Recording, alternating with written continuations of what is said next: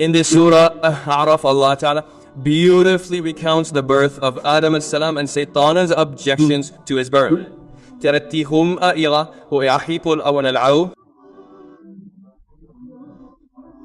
You can't find this incident in any history or chronicle. Many liberals say there's no such incident in history. History came into existence after that. How was Adam born? What happened to him? There were no scholars to write history at that time. These are just those things. The amazing thing is that the further back you go in history, the more everyone agrees on Adam.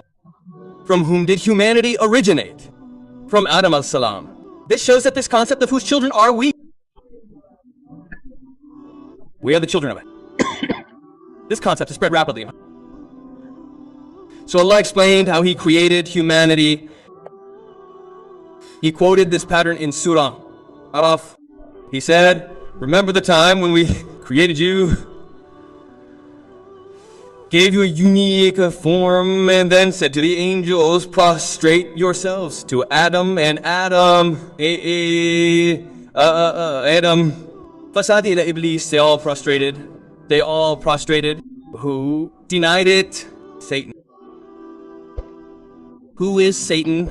Allah Ta'ala created many creatures besides humans that science has not yet reached. And it's possible that it won't reach them until the day of judgment. This is also possible, because when we research anything, we can research the human form of life. We have the circumstances to understand this matter. We neither have the circumstances for the existence of life beyond the human form, nor are they below our mental level.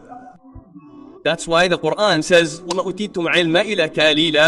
knowledge that Allah has given you, the one that humanity is so proud of today, is very limited. We say that today we have a lot of knowledge, but what does Allah say about this knowledge? It's very limited. It's nothing. And even scientists are admitting this. As we study things, we realize that we knew nothing before. We have learned it now. And what we say today, now I know it, tomorrow we will say it was nothing. Do you understand or not? Look, at one time, scientists were very divided about what would happen when the substance is broken, what would come out in the end? The last particle would come out, wouldn't it? There were big debates on this issue. There were big debates between Muslim and non-Muslim scientists. But when microscopes became available and they started breaking it, they realized that the world is something else altogether. That last particle never arrives. What is it after it arrives? It's an electron revolving around a proton. It's a nucleus. That last particle itself isn't a unit with any independent status, and it's a combination of three different things. I can't understand it. It's a combination of three different things. Brother, we understand that if we break it down, we'll find the last particle, the basic unit. That basic unit is so different that it's not stable. It's a moving thing, right? Electrons are revolving.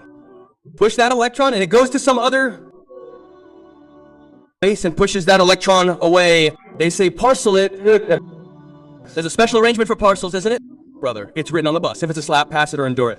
What does the electron do? It pushes it forward. It comes and pushes it. This is a different world. Then, when we break it down, different things are coming. So it got to the point where the deeper you delve, the more you realize we didn't know anything until now. We've only discovered it now. And Einstein came and said we can't know anything. What was that perspective he presented? We can't know. Why? This is a very telling point. Understand this. He said whenever we try to understand something in this universe, it depends on someone else's understanding. If you ask about Wasim Bhai, Sattar Bhai will tell you, where is Sattar? Yes, Wasim will tell you, where is Wasim? Sattar will tell you, like when people ask me, I want to meet Wasim, where is he? They say, he's with Jamil. Whose Jamil is he with? We don't know Jamil, and who are you talking about? We don't know Jamil anyway. So who is Jamil with? Jamil is with him. Who has it? He has it. This universe is so interconnected that to understand it, you have to understand it. To understand it, you have to understand something else. To understand it, you have to understand a fourth thing. He has this view that we have made one thing obligatory and another obligatory, like a proton or an electron. What is a proton called? Something that has a positive charge. What is called a positive? That which attracts the negative. What is called a negative? That which attracts the positive. So understand the negative. Understand the positive on the positive. I'm leaving, brother. You're saying enough. You're saying, friend, you're sitting here for a Quran lesson. What are you talking about? You started talking about electrons and protons. To understand the universe, you have to look at the other things. Look, if there wasn't light, there would be darkness. I swear to God, the apocalypse would come. Scientists can't explain light, and light, they deny it. They say light doesn't exist. I'm able to explain my point. If there were no light in this universe, we would be in darkness and born in darkness.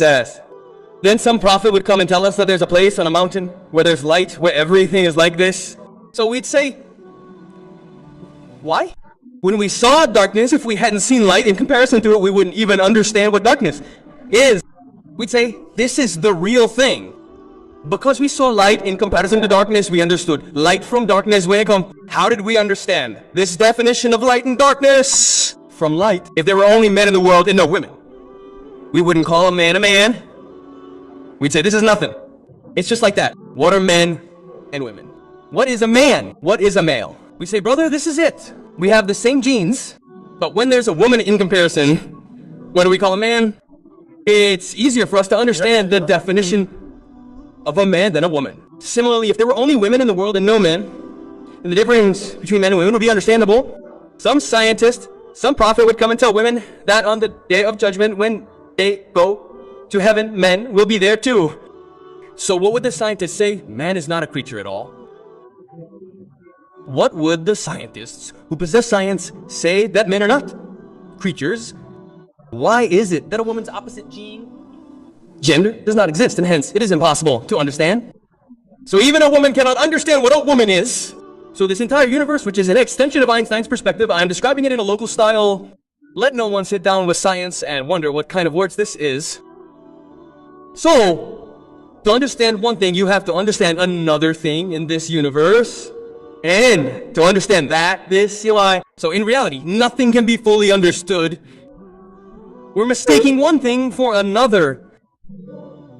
We call bravery someone who isn't foolish. A coward is someone who isn't brave. So you didn't understand bravery?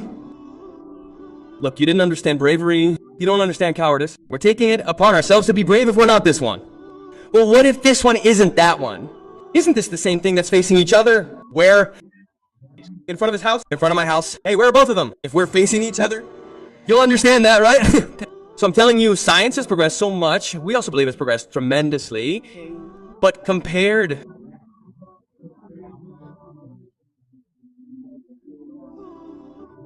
to the amount of creatures Allah said in the Quran, which this universe operates on, the many creatures, it's not little. It's very little. So, based on science, the jinn and Satan's denial of heaven and hell is proof of human foolishness. If these things are proven by this agent or another agent, then we will have to accept them. So what does the heavenly book say? Allah says that when we created Adam, there was no other creature except Adam. Who was the first human to come into the world? Adam. So, no one could have objected to Adam because he was another animal, a human being. So Allah did not give animals the intelligence to object. The objection arose from a different creature, not a human being. Hey, what are they? They are the jinn, whom Allah created from fire. Fire is energy, so Allah created them from energy, so now they objected. And who was their leader? What was Iblees? Whose name was Iblees? Iblees. Satan is a nickname. Nicknames are given repeatedly due to actions, right? Look, Allama Iqbal's name was Iqbal. What was his nickname? Hakim ul Ummah. He earned the title of Hakim, and the poet Mashriq also earned it for his good deeds. Satan's name isn't Satan. It was the name his parents gave him when he was born. What could he have been? He was the first jinn. It's also possible that our ancestors were born with Adam, so the first jinn could be Iblis.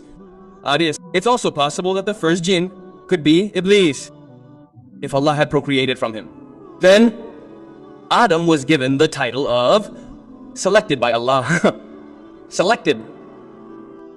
What nickname did Iblis receive because of Iblis's actions? Shaitan. It stems from Satanism. Shaitan is called disobedience. Stubbornness, or arrogance aren't? Go away, I won't listen. You must have seen stubborn people everywhere. Even children are stubborn. Sometimes the husband's stubborn. Sometimes the wife is stubborn. Sometimes the mother-in-law is stubborn. Sometimes the mother-in-law is stubborn. One man told me about me, and then they'll understand. It was a great joke, but they'll understand. Even their mother-in-law will understand that Mufti Sahib is talking about me, because all these qualities are found in their mother-in-law. I won't tell them. The mother-in-law will think I'm being talked about, right? So I'll expose it like this, even if I don't name it, but it's such a sign that even the mother-in-law will understand that I'm being talked about, and the son-in-law will understand, because the very characteristics I just started describing are found in their mother-in-law.